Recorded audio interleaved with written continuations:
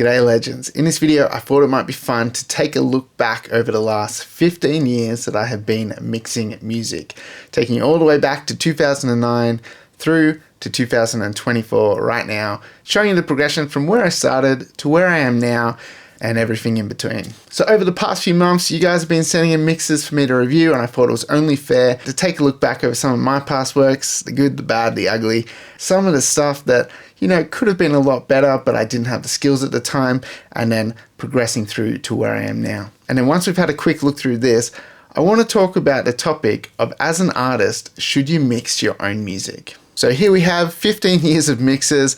I could have gone through and found the best mix from each year, but I didn't do that. I just grabbed a handful of tracks from over the different years, and this is what we got. Okay, so let's go back to 2009. Just started recording, had no idea what I was doing, had a friend's band come in, and this is what it sounds like. These are only going to be like 10-second snippets, so we get through this really quickly. I haven't been all the places I've been using my eyes, but only seeing the skin. They're not too bad for a first mix of working with a band, but as we progress through, I think you'll see that things get a little bit better. Kind of has a little bit of a demo-ish quality about it. Let's go to the next one. This is a band that I recorded, they're like a high school group, and this is how it turned out. Shout, we'll shout it all out. This is what it's all about. Gonna make it loud. Shout. So it's probably not my best work, that's for sure. That sounds a little uninspiring. The mix is a little boring. The drums are a little lacking in punch and excitement, and you can hear the vocals sound really nasally. The mix overall, it just sounds like a demo. That was 2010. Still kind of figuring things out a little bit. Not the best mix going on there. 2011, you can see this master is a lot hotter. I started to figure out how to get my masters a bit louder. So these first two are pretty quiet. This is going to get a little bit louder now. Not just yet. Your town is home to a ghost dog who walks around and haunts us all since we're better off alone. So overall, it's a better quality, but the balance is a little off in this mix. It's a little like mid-range heavy, and you know, listening back now with better ears, I've come a long way. I can kind of identify that really quickly, that this mix is, the balance is a bit skewed. We need a little bit more low end and sort of tuck back those mids a bit more, and it would sound a lot nicer. But that's 2011. So we're 3 years into the journey so far, and you can see it's improving, but we're not quite there yet. Let's go to 2012. Hey, your name's on fire. We lift you higher here. Your name's on fire. So again, a little bit better. The balance is overall sounding a bit nicer, but I still think this could be better still, and it could use a little bit more like thump in the low end, maybe a little bit of excitement in the top end. Surrender to your name, your name, your name. So I can identify these things now, but even back then, you know, I was still trying to figure out my balance. So how far in are we now? We are 4 years into mixing. It's getting better. You know, and some of my other mixes were probably fine, but this mix that I've grabbed here, I can say this would have been a little bit better with something like this. So now let's jump ahead to 2013.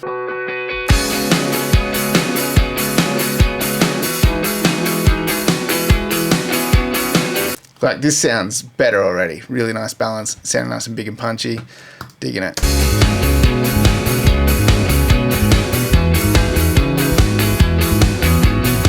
Really cool.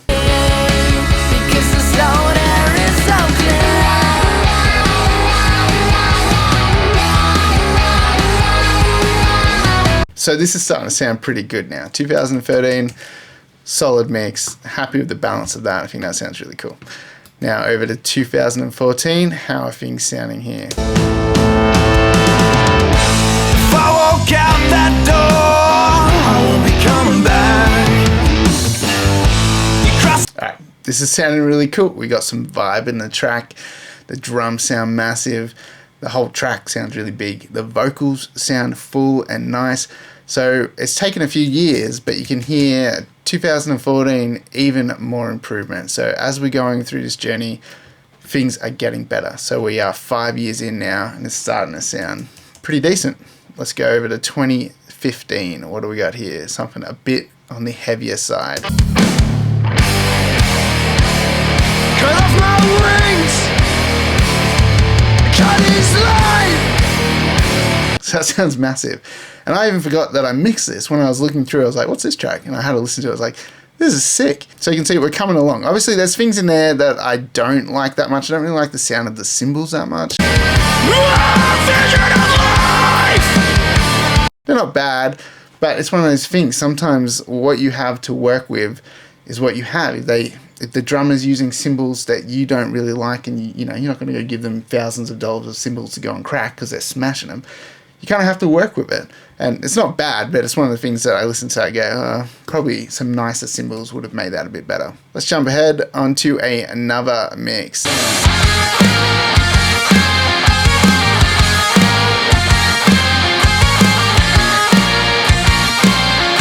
So that sounds really cool, really tight. So one of the things that I've always tried to do, even from the start with all my mixing, is I've tried to make everything sound nice and tight. And so that always involves a level of editing, but it does make everything sound a lot more polished. Even if the mix isn't that great, you still end up with this nice polished sound to the track. Okay, so that was 2016. Let's go over to 2017. What have we got here? She's such a mean girl. She's got devil's eyes. She's such a mean girl. So that was a fun project. That was like an album of rockabilly stuff, and that turned out really cool. Really think that the balance there and the vibe, we got the whole thing going. It turned out great. Let's jump over to 2018.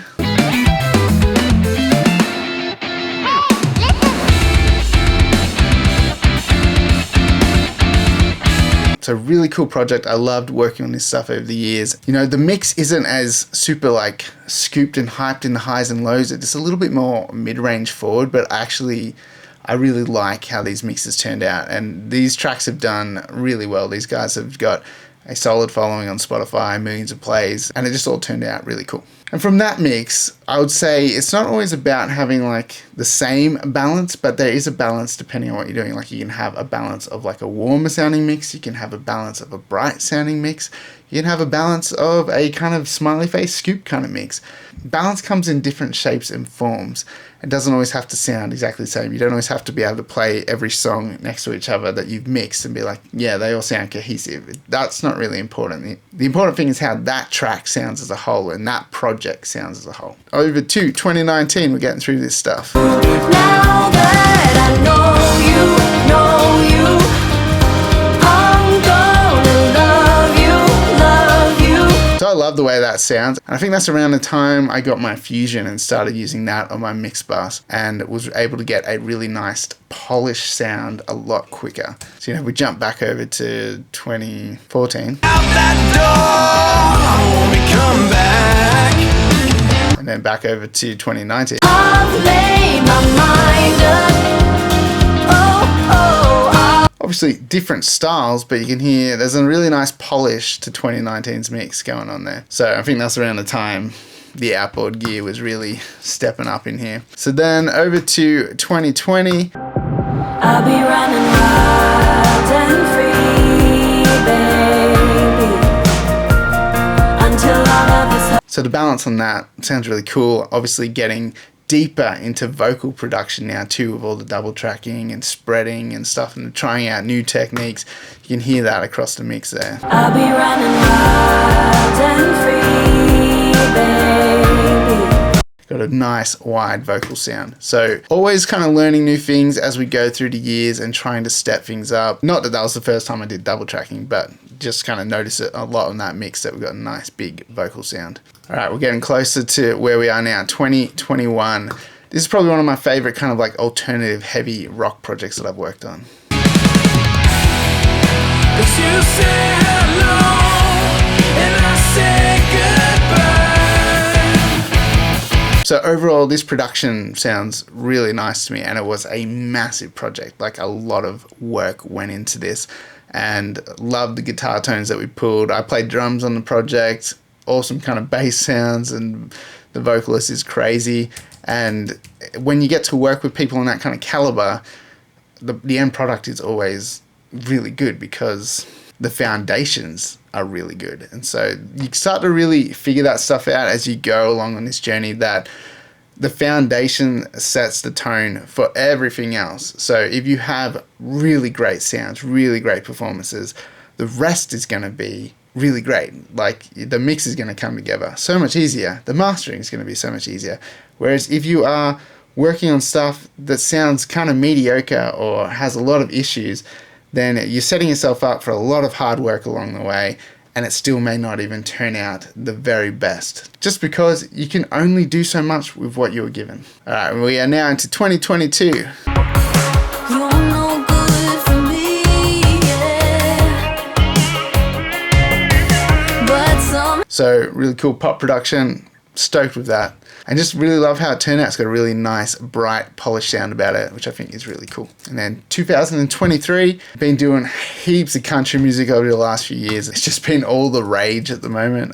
It's a very popular genre. And now we've got Beyonce dropping country songs. So obviously it's going to only get bigger from here. And this is a fun little country track that I got to work on. You're next to me, and I wonder what the touch of your hand makes me feel. So it's a little bit on the warmer side. We don't have as much kind of like bright, airy top end, but that kind of genre tends to be a little bit on the warmer side. And I think that's just a really nice mix. I was really happy with how that turned out. And then lastly, 2024, this track I just mixed really recently. Turned out really cool. This is from my good friend, Jake Davey.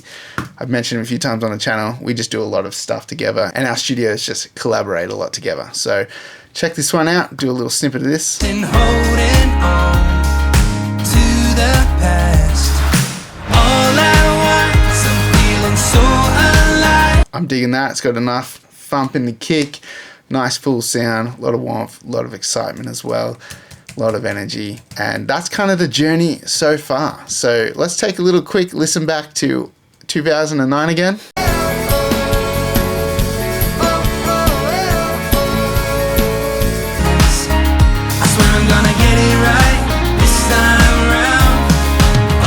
Second chance. So massive difference there, even just in like how loud I could get the masters. 2009 sounds like a demo, and same with 2010. live your life chops. 2011 a little bit better, She walks around. bad balance, and then 2012 bit better again. Your name, your name. So it really took me about 1, 2, 3, 4, 5 years to get somewhere where like I can look back now and go, that's where I can see a real turning point in my mixing and things start to sound a lot better.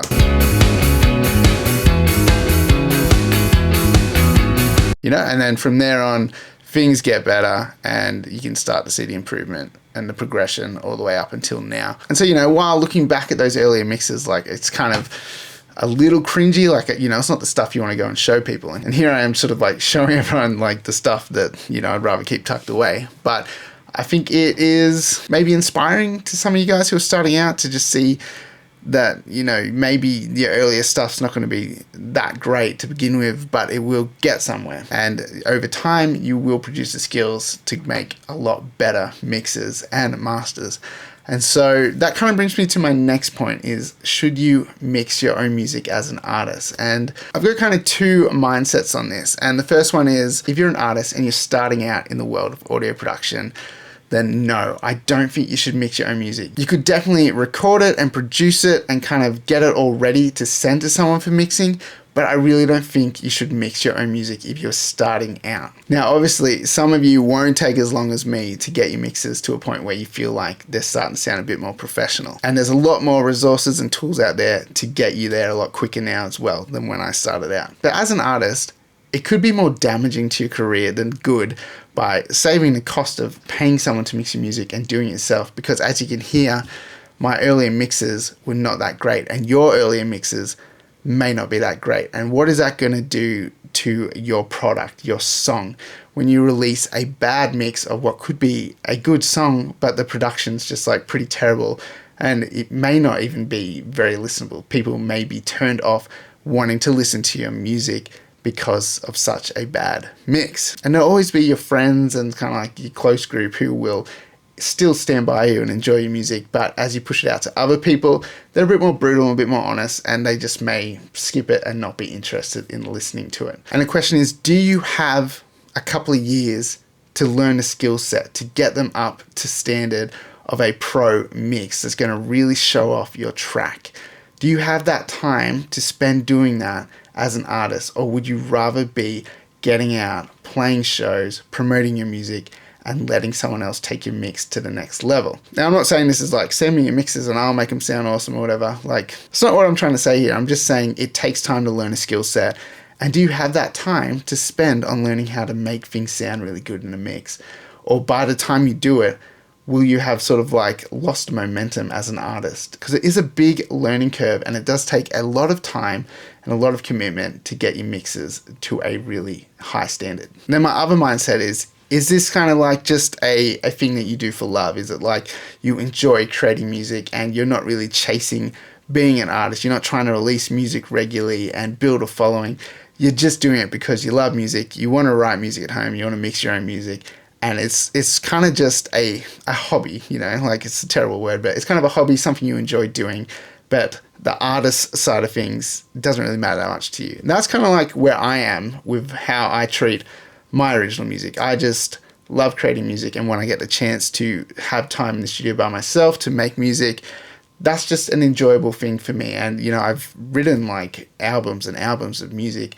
I even have an album ready to release now, but it's just like, I don't care that much right now. Like, it's not a thing that I'm chasing. I just enjoyed the process of creating the music. And so if that's you, then yeah, you could definitely mix your own music. It could take you a few years to get your mixes starting to sound good, but that's okay, because it's just a thing that you are looking to get better at, something you enjoy doing, but you're not trying to build that following immediately. It's not eating into your time to get a fan base, which is the thing that kind of sets it apart, whether you should be mixing your own music and whether you should give it to someone else, so that you can get products out quicker at a high quality, because you haven't built that skill set yet, and it's going to take a little while to get it up to scratch. Doesn't mean you shouldn't be practicing. You can still be working on getting good mixes. But if your skills aren't there yet and you're trying to build a following, I would recommend getting someone to mix your music for you until you think that you are ready to start doing your own mixes. Now, let's say if I had the skills that I have now, you know, all the things that I've learned over the last 15 years,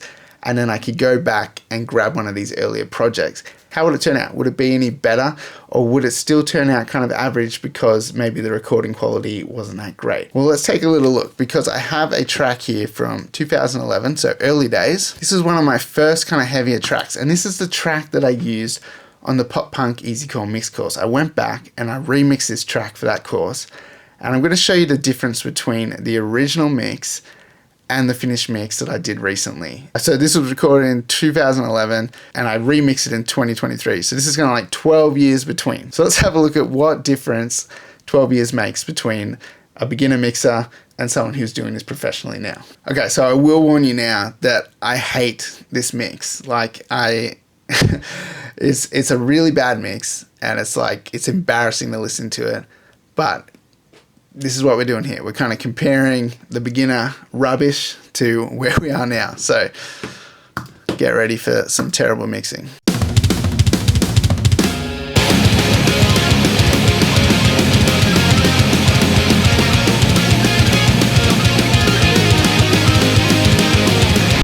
Okay, so that's 2011. Where's the bass? Where's the thump? Where's the energy? Like, it's all sounds wrong. Let's have a listen to 2023.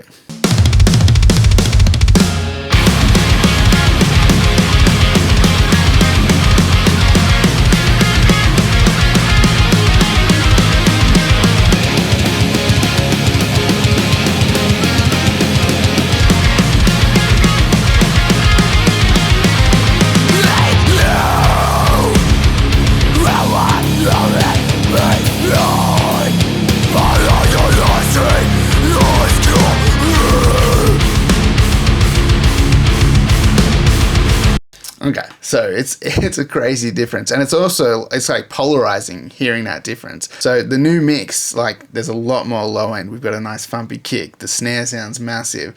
We've got sort of airy cymbals, but they're not too harsh, they're not too forward, they're not kind of like taking up too much space like they are in the 2011 mix. The vocals sound chunkier. You can hear the bass. It has a little bit of distortion on it that's cutting through and helping the bass be audible. Like, there's a lot of things in here that I've learned over the years that now I can apply and be like, this is how this should have sounded 12 years ago. And, you know, I look back on that mix, and that was one of my sort of like heavier mixes I did, and I just really didn't know how to get it to sound the way that I wanted to. And that is what time will do. Time and experience will get you closer to what you want it to sound like. But every time you do something new, every time you are given a new genre or a new style to work on, it's always going to push you. And some of your first attempts at it are going to be pretty bad. Like, that's a bad mix. And, you know, if someone sent that in for a mix review, I'd have a lot to say on that. And, you know, so that comes back to my point about, should you mix your own music? And obviously you'll probably do a better job than that. But some of you won't. Some of you will do terrible mixes, and it could be a whole lot better if you handed it off to someone who could make it better for you. And over time, you'll get the skills to be able to do a better mix. And that's just like the hard truth about it. And it really just comes back to, do you want to release music immediately, build a fan base, put out quality product? Then yes, someone else is going to need to mix it for you to get it there if you don't have the skills. But you're not always going to be able to get to the good mix without going through the bad mixes. The bad mixes are where you learn a lot and where you develop as an engineer. You go, yeah, I won't do that again. Or, you know, I high passed those guitars too far. Or, you know, I EQ'd those drums totally wrong. There's phase problems in here. Like, you learn from that stuff over time, and it's what makes you better as you go. So as much as I hate listening to those old mixes, I know that it's part of the process to become a better mix engineer. And just a shameless plug here, if you are interested in seeing how I mix that track, then check out the Pop Punk EASYCORE mix course on my website. There's a link in the description below. And basically, I mix the song from scratch. So we don't kind of deconstruct the mix. We just start with a blank canvas and I mix it from the ground up, and you get to see the full thing. And even just doing a little course like that is a great way of building up your skills, because you get to look over the shoulder of someone and see what they're doing as they do it and explain it in real time, which is absolutely a valuable thing. So there you go, guys. 15 years of mixing, some of the bad, some of the good. You got to see and witness a bit of it all there. So I hope you found that inspiring. You know, I look at that and some of those early mixes, I cringe a little bit. But again, like I said, it's part of the journey. And as we progress along, things get a whole lot better. So I hope that inspires you guys to kind of keep pushing, keep working at your mixes, because time and experience is such an important thing to improving and getting better quality. If you guys enjoyed this video, hit that like button, subscribe to the channel. Check out the link to my website in the description below if you want to check out that Pop Punk mix course. There's some drum samples up on my website. Heaps of cool stuff in the description below, affiliate links to some awesome plugin companies as well. So any of that stuff is a massive support to this channel and the time that goes into making content. If you want to check out a quick preview for that Pop Punk mix course, then check out this next video coming up.